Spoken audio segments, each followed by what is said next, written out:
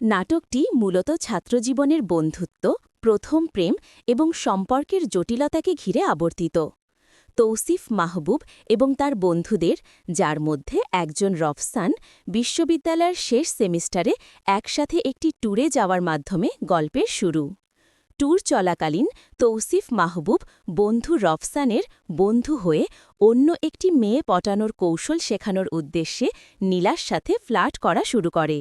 কিন্তু এই নকল ফ্লার্টিং একসময় সত্যিকারের ভালোবাসায় রূপ নেয়। নীলাও তৌসিফ মাহবুবকে মন থেকে পছন্দ করতে শুরু করে এবং তৌসিফ মাহবুব নীলাকে তার ফার্স্ট লাভ হিসাবে স্বীকার করে। তবে তাদের সম্পর্ক দ্রুতই জটিলতার মুখে পড়ে যখন নীলার পরিবার প্রীতমের পরিবারের সাথে দেখা করতে চায়। তৌসিফ মাহবুব বাবা মা আলাদা থাকার কারণে নীলার বাবার পক্ষ থেকে প্রীতমের মা অপমানিত হন।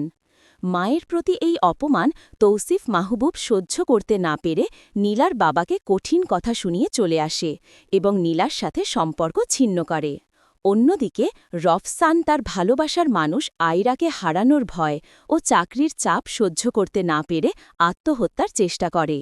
বন্ধুদের চরম পরিস্থিতিতে তৌসিফ মাহবুব ভালোবাসার গুরুত্ব উপলব্ধি করে এবং রফসানকে বাঁচানোর জন্য হাসপাতালে আয়রার সাথে তার বিয়ে দিয়ে দেয়। নাটকের শেষাংশে তৌসিফ মাহবুব মা তাকে ধৈর্য ধরতে এবং রাগ জিদ ভুলে ভালোবাসার মানুষের কাছে ফিরে যেতে পরামর্শ দেন। তৌসিফ মাহবুব তার ভুল বুঝতে পেরে নীলার কাছে ক্ষমা চায় এবং তাদের ভালোবাসা পুনর্মিলনের মাধ্যমে নাটকটি সমাপ্ত হয়। Where you can direct a voice, create realistic dialogue, and so much more. Edit these placeholders to get started.